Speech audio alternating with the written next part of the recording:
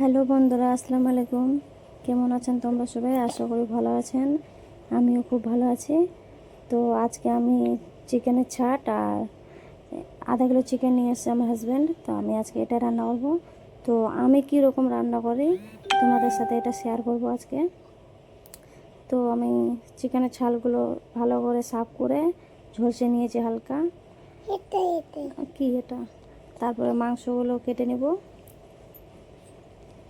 মাংসগুলো কাটা হয়ে গেলে তারপরে ভালো করে 3-4 বার করে ধুয়ে নেব। তো আমি আগে 3 বার ধুয়ে নিয়েছি, তো এই ক্লিপটা আমি দেইনি এখানে। তো আমি একবার আর ভালো করে ধুয়ে নেব স্বচ্ছ পানি দিয়ে। তাই না মা? তুমি বলো কিছু। তুমি চিকেন খাবে? তোমাকে ভালো লাগে চিকেন? হুম, আমাকেও ভালো লাগে মা। তো আমার চিকেন আর চিকেনের ছালগুলো ভালো করে ধুয়ে নিলাম। এখন আমি পেঁয়াজ কেটে নেব।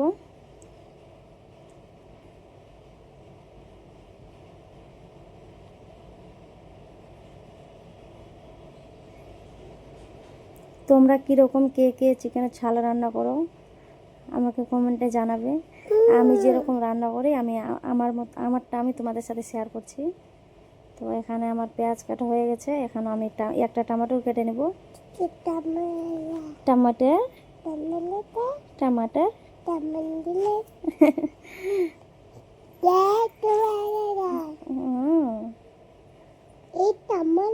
হ্যাঁ, টমাটার। তো আমার এখানে টমেটোর কাটা হয়ে গেছে। এখন আমি কড়াইটা বসিয়ে দিব। কড়াইটা গরম হয়ে গেছে, তেল দিয়ে দিব এটার মধ্যে। তো তেলটা যখন গরম হয়ে যাবে ভালো করে, তো এখানে আমি সাদা এলাচ, কালো এলাচ, লং, দালচিনি আর গোলমরিচ নিয়ে নিয়েছি। এটা তেলের মধ্যে দিয়ে দিব। হালকা ভাজা হয়ে গেলে তারপরে এটার মধ্যে পেঁয়াজ দিয়ে দিব।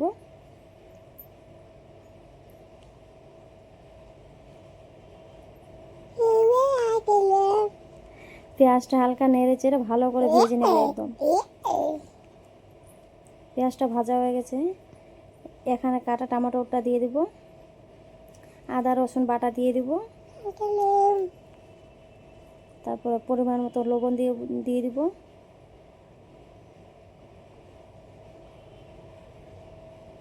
এখানে হলুদের গুঁড়া দিয়ে দিব, লাল মরিচের পাউডার দিয়ে দিব।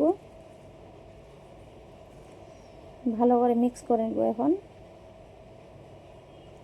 4টা কাঁচা লঙ্কা দিয়ে দিব। আমাকে কাঁচা লঙ্কা দিয়ে খুবই ভালো লাগে মাংস। তোমাকে ভালো লাগে মা? হুম, এটাকে ভালো করে একদম কষিয়ে নিতে হবে। যত ভালো করে কষাবে তত মাংসটা ভালো হবে খেতে, তাই না মা? আমার মশলাটা কষানো হয়ে গেছে। এখন চিকেনটা দিয়ে দিব। তারপরে ভালো করে মিক্স করে নেব এটা মশলার সাথে।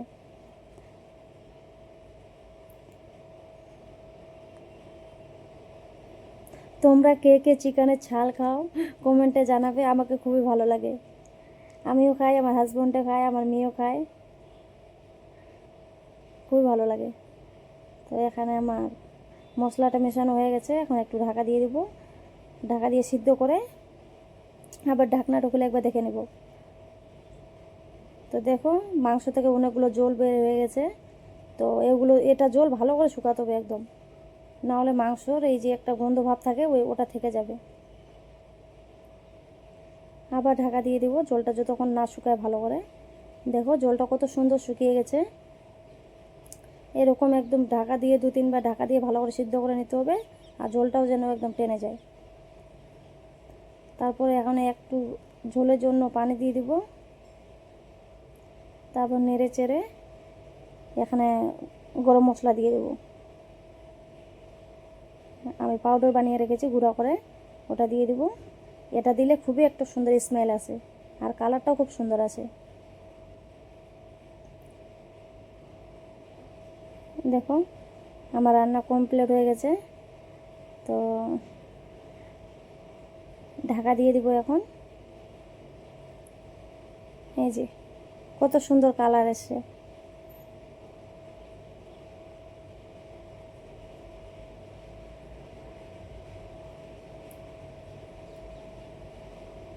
হয়ে গেছে রান্না আমার। এখন আমার হাজব্যান্ডকে দিব খাওয়ার জন্য, ওকে কেমন লাগে রিভিউ দিবে ও। তাই না মা? এটা কে খাবার খাচ্ছে? পাপা? পাপা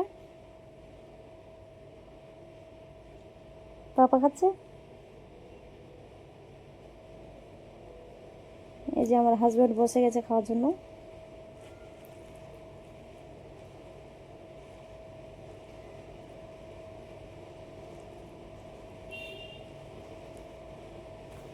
আমার হাজব্যান্ড বলছে খুব ভালো হয়েছে।